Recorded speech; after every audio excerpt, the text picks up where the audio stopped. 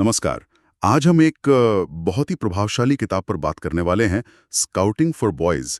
ये 1908 में Robert Baden Pavel ने लिखी थी। जी। हमारे पास इस किताब की एक समीक्षा है, जिसमें इसके कुछ अंश भी हैं और विश्लेषण भी।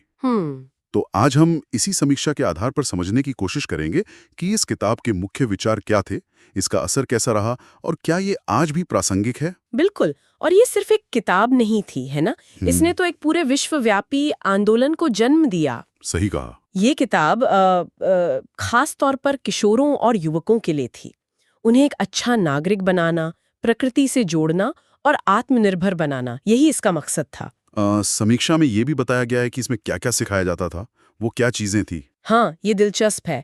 इसमें बहुत सारे व्यवहारिक कौशल शामिल थे, मतलब प्रैक्टिकल स्किल्स। जी। जैसे कैंपिंग करना, जंगल में कैसे रहा जाए, प्राथमिक चिकित्सा यानी फर्स्ट एड, अच्छा। फिर नक्शा पढ़ना, ट्रेकिंग करना, इशारों से संदेश भेजना। समीक्षा ये बताती है कि बैडन पावेल ने ना इन सबको सिखाने के लिए अपने जो सैन्य अनुभव थे उनसे जुड़ी कहानियां और खेल इस्तेमाल किए। अच्छा, मतलब बोरिंग लेक्चर नहीं, बल्कि कहानियों और खेलों से। हाँ बिल्कुल। जैसे ट्रैकिंग के जो अभ्यास थे वो सीधे सीधे उनके सैन्य अभियानों जैसे थे। ये उस वक्त के युवाओं के लिए बिल्कुल नया और रोमांचक तरीका था सीखने का। ये सिर्फ पढ़ना नहीं था, करके सीखना था। और मूल्यों की भी बात है इसमें, है ना?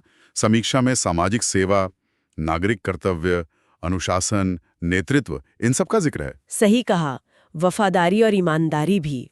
और समीक्षा इस बात पर जोर देती है कि बैडन पावेल ने कोई उपदेश नहीं दिया। अच्छा। उन्होंने इन मूल्यों को कहानियों में, छोटे छोटे नाटकों में और ग्रुप एक्टिविटीज में बुन दिया था।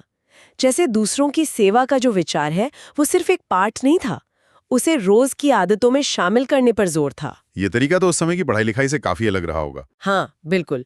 शायद इसीलिए ये युवाओं में इतनी जल्दी लोकप्रिय भी हो गई। तो ये तो इसकी अच्छी बातें हो गई।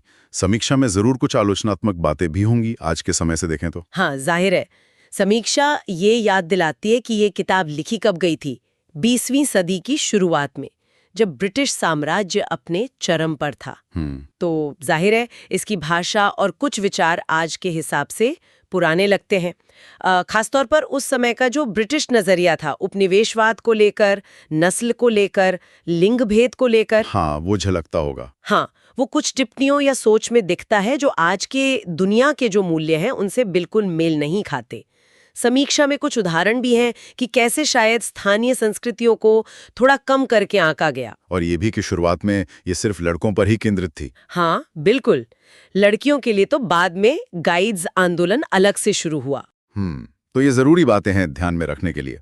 इन सीमाओं के बावजूद समीक्षा इसके ओवरऑल प्रभाव को कैसे देखती है? देखिए, अगर हम इन सब चीजों को साथ रखकर बड़ी तस्वीर देखें तो समीक्षा इस किताब को एक ऐसे दस्तावेज की तरह देखती है जिसने वाकई इतिहास बदला। अच्छा। इसने स्काउटिंग आंदोलन की नींव रखी और वो आंदोलन देखते ही देखते पूरी दुनिया में फैला और लाखों करोड़ों युवाओं की जिंदगी को एक दिशा दी।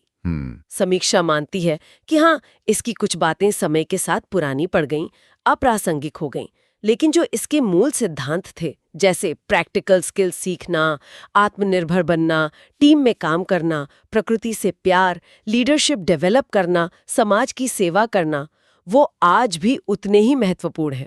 तो मतलब ये हुआ कि अपनी ऐतिहासिक कमियों के बावजूद इसके जो मूल संदेश थे वो इतने मजबूत थे कि ये प्रभावशाली बनी रही। जी। वो जो व्यवहारिक कौशल और चरित्र निर्माण का मेल था, वो शायद उस समय बहुत अनोखा था। हाँ, और समीक्षा इस तरफ भी इशारा करती है कि कैसे स्काउटिंग आंदोलन ने भी समय के साथ खुद को बदला है, पुरानी पड़ चुकी बातों को पीछे छोड़ा है और मूल सिद्धांतों को नए जमाने के हिसाब से ढाला है।